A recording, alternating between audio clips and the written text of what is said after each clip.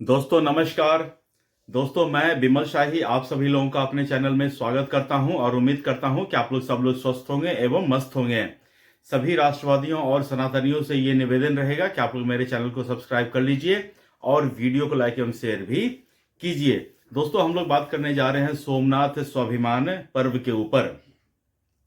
जी हाँ दोस्तों, सोमनाथ जो है देश के 12 ज्योतिर्लिंगों में से एक ज्योतिर्लिंग है और सोमनाथ में प्रभु महादेव का बहुत बड़ा मंदिर है। लेकिन आज से ठीक 1000 साल पहले भारत में आए हुए कुछ आतंकवादियों ने उस मंदिर को नष्ट करने की कोशिश किए थे। करीब 1026 में मोहम्मद गजनवी जो थे उन्होंने भारत पर आक्रमण किया और चूंकि अरब सागर के समुद्री तट पर यह मंदिर मौजूद था तो ये मंदिर जो है दूर दूर से सबको दिखाई पड़ जाता था और ये मंदिर जो है अपने सोने चांदी हीरे जवाहरात रत्नों से भरपूर हुआ करती थी। तो इस मंदिर की भव्यता और संपत्ति की ख्याति जो है दूर दूर तक फैली हुई थी। तो मोहम्मद गजनवी ने जब भारत पर आक्रमण किया तो उनका पहला मकसद था वहां की संपत्ति को लूटना। लेकिन चूंकि वो एक विशेष धर्म से आता था तो संपत्ति को लूटने के बाद उन्होंने उस मंदिर को तहस नहस भी कर दिया। उस मंदिर के गर्भगृह में जो शिवलिंग था उसको भी उन्होंने तोड़ दिया। हालांकि उसके बाद ऐसा नहीं था कि वहां की संपत्ति लूटने के बाद दूसरे जो आक्रांता आए थे भारत में उन्होंने उसके बाद भी उन्होंने उस संपत्ति को लूटने की कोशिश की और मंदिर को क्षतिग्रस्त करने की कोशिश की। मंदिर जो सोमनाथ का मंदिर है बार बार टूटता रहा, बार बार बनता रहा। ये हमारे धैर्य की परीक्षा थी कि उन्होंने जितनी बार भी मंदिर को तोड़ा हमने उतनी बार उस मंदिर को बनाया। मुगल काल में भी औरंगजेब हो या जो अन्य जो आक्रांता थे जिन्होंने भारत पर आक्रमण किया था उन्होंने भी सोमनाथ मंदिर के संपत्ति को लूटा और मंदिर के स्ट्रक्चर को नष्ट करने की कोशिश की। मंदिर को नष्ट करने की जो परंपरा थी या जो उनका जो विचार था वो सिर्फ सोमनाथ तक ही सीमित नहीं था। आप आ जाइए अयोध्या में राम मंदिर को उन्होंने तोड़ा और भी जितने मंदिर थे ज्ञानवापी को तोड़ा, कृष्ण जन्मभूमि के मंदिर को तोड़ा। तो जितने भी मंदिर थे भारत के भव्य भव्य मंदिर थे सबको उन आक्रांताओं ने तोड़ा और नष्ट करने की कोशिश की। दोस्तों भारत जो है आज से आदिकाल पहले के समय में सोने की चिड़िया कहलाता था और भारत के पास अटूट संपत्ति होती थी।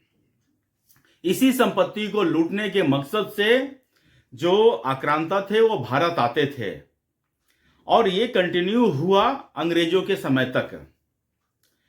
हालांकि आज कुछ लोग कहते हैं कि मंदिर बनाने से क्या होगा, लेकिन दोस्तों आप देखिए आदिकाल में जब भारत की टोटल अर्थव्यवस्था मंदिर बेस्ड इकोनॉमी होती थी, टेम्पल बेस्ड इकोनॉमी होती थी। मंदिरों के आसपास का जो शहर होता था या जो नगर होता था वो काफी समृद्ध नगर होते थे और उस समय की इकोनॉमी आज की इकोनॉमी से बहुत ज्यादा बेहतर होती थी। स्कूल कॉलेज उस समय भी बने हुए होते थे। तो हमारे इसी परंपरा को नष्ट करने की कोशिश उन आक्रांताओं के द्वारा की गई थी। लेकिन सोमनाथ मंदिर पर जितने बार भी आक्रमण हुआ सोमनाथ मंदिर को हम लोगों ने फिर से बनाया और आज देखिए 2026 में जब इस सोमनाथ मंदिर पर आक्रमण के 1000 वर्ष पूरे होते हैं तो हमारे देश के यशस्वी प्रधानमंत्री श्री नरेंद्र मोदी वहां पहुंचते हैं और सोमनाथ स्वाभिमान पर्व का ऐलान करते हैं। इसके साथ ही 72 घंटों का ओमकार जाप में नरेंद्र मोदी शामिल होते हैं।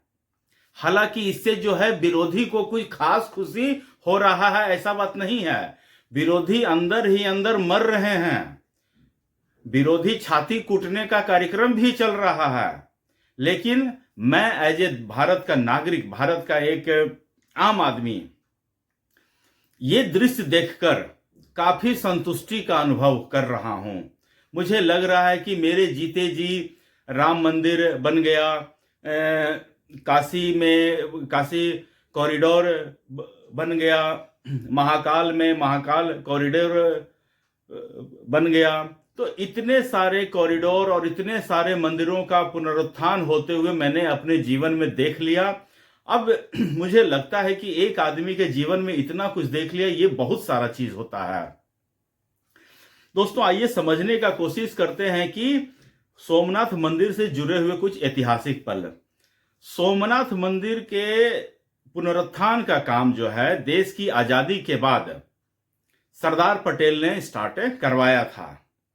हालांकि उस समय के तत्कालीन प्रधानमंत्री जवाहरलाल नेहरू, जो खुद को बाय नेचर अपने आप को मुस्लिम मानते थे, उन्होंने इसका काफी विरोध किया।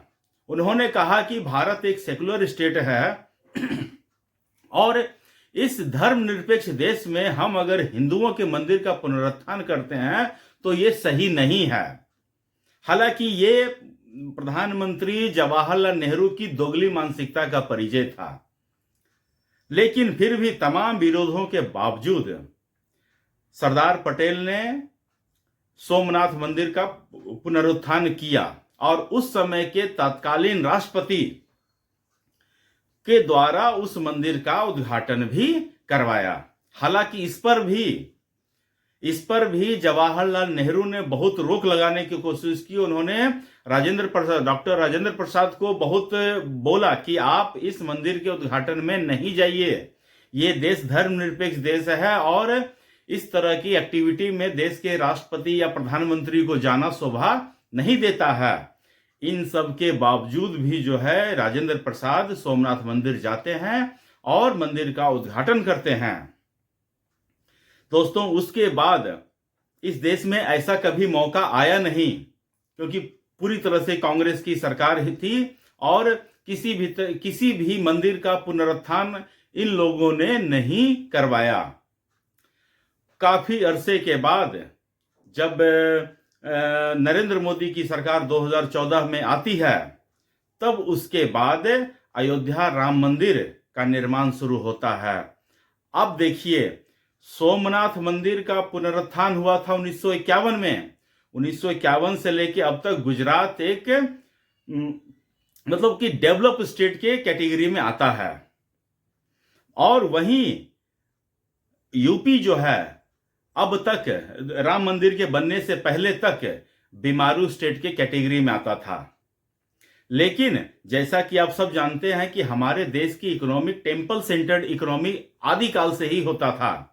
जैसे ही राम मंदिर का निर्माण अयोध्या में होता है, यूपी का जो है टोटल इकोनॉमी रिफॉर्म होना शुरू हो गया। प्रयागराज में देख लीजिए, महाकुंभ का होता है, आयोजन होता है, तो वहां की इकोनॉमी आप देखिए, बनारस की इकोनॉमी आप देखिए, मथुरा की इकोनॉमी देखिए, विंध्याचल की इकोनॉमी देखिए, पूरी तरह से बदलकर रख दी गई है।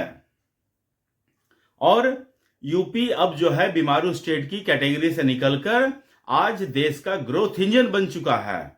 जितने लोग मंदिर का विरोध करते थे आज छाती पीट रहे हैं। आज भी इस देश में आज भी है कि जहां कहीं भी मंदिर पुनरुत्थान का काम चलता है तो लोग छाती पीटने लगते हैं कि वहां स्कूल क्यों नहीं है, कॉलेज क्यों नहीं है, यूनिवर्सिटी क्यों नहीं है, मेडिकल कॉलेज क्यों नहीं है। मैं उनसे एक बात पूछना चाहता हूं, अयोध्या में राम मंदिर के बदले में मुस्लिम बोर्ड को 5 एकड़ जमीन दी गई है और वहां पर मस्जिद बनने का काम शुरू है। आज तक मैंने किसी भी सेकुलर सुरमा को यह कहते हुए नहीं सुना है कि उस जमीन पर हॉस्पिटल एक बनवा दो, उस जमीन पर एक कॉलेज बनवा दो, उस जगह पर एक यूनिवर्सिटी बनवा दो। किसी के मुंह से नहीं निकलता है। लेकिन जैसे ही कोई मंदिर की बात आती है तो जितने भी सेकुलर के सुरमा हैं सब छाती पीटने लगते हैं, हाय रे ये क्या हो गया। तो दोस्तों इस तरह से सोमनाथ मंदिर का पुनरुत्थान होता है और इस देश के प्रधानमंत्री ने सोमनाथ मंदिर का कायाकल्प किया है और उन्होंने मैसेज दिया है कि ये देश जो है हिंदू धर्म का अपमान करके नहीं, हिंदू धर्म का सम्मान करने के बाद ही आगे बढ़ सकता है। तमाम विरोधी इस छोटी सी मूल मंत्र को पकड़ नहीं पाते हैं। दूसरे फेस्टिवल्स में जो है विपक्ष के नेता बहुत बढ़ चढ़ कर पार्टिसिपेट करते हैं, लेकिन जैसे ही हिंदू धर्म की बात आती है सारे लोग कन्नी काटते हैं और कन्नी काटने से ही काम नहीं चलता, मतलब कि बस नहीं मानते हैं, अभद्र टिप्पणी करते हैं जो कि हमारे आस्था का, हमारे जो भी आस्था का विषय है उस पर कुठाराघात करते हैं, ठेस पहुंचाने का काम करते हैं। तो जो भी पार्टियां ऐसा करती हैं देखिए सब गर्त में मिल चुके हैं। दोस्तों इसके साथ मैं एक और बात का तरफ आपका ध्यान आकर्षित करना चाहूंगा। सोमनाथ मंदिर पर हुए जितने भी आक्रांताओं का आक्रमण हुआ उन सबको इस देश के बहुत फेमस जो लेफ्टिस्ट मीडिया और जो लेफ्टिस्ट हिस्टोरियन थे उन्होंने इसे सिर्फ एक राजनीतिक अटैक बताया, सिर्फ एक संपत्ति लूटने का अटैक बताया। उन्होंने कहा कि मंदिर को उन्होंने किसी तरह का नुकसान नहीं पहुंचाया, जबकि रियलिटी बिल्कुल इसके उल्टा है। जिन लोगों ने इस मंदिर को तोड़ा उन लोगों की जब जीवनी लिखी गई तब उन्होंने इस चीज को एक्सेप्ट किया था, लेकिन इतिहास को हमें उतना ही इतिहास बताया गया जितना हम अफीम की तरह सूंघ कर अपना काम चला सके। लेकिन अब जो है व्यापक पैमाने पर इतिहास को बताया जा रहा है, हमें अपने इतिहास से, अपने संस्कृति से अवगत कराया जा रहा है। और देखिए नरेंद्र मोदी जैसा नेता जो है हजारों साल के बाद एक बार धरती पर आते हैं और ये हमारा और सभी देशवासियों का सौभाग्य है कि हमने नरेंद्र मोदी के शासनकाल में जीवन जिया है, ठीक है। और जिनको नरेंद्र मोदी नहीं अच्छे लगते हैं उनके लिए तो मृत्यु के समान है ही, वो तो पल पल मृत्यु का सामना कर ही रहे हैं, तो करते रहिए। तो दोस्तों हर हर महादेव के नारे के साथ आज मैं अपनी बात खत्म करता हूं। हर हर महादेव। दोस्तों आप लोग अपना ख्याल रखिए, स्वस्थ रहिए, मस्त रहिए। तब तक के लिए नमस्कार, बाय।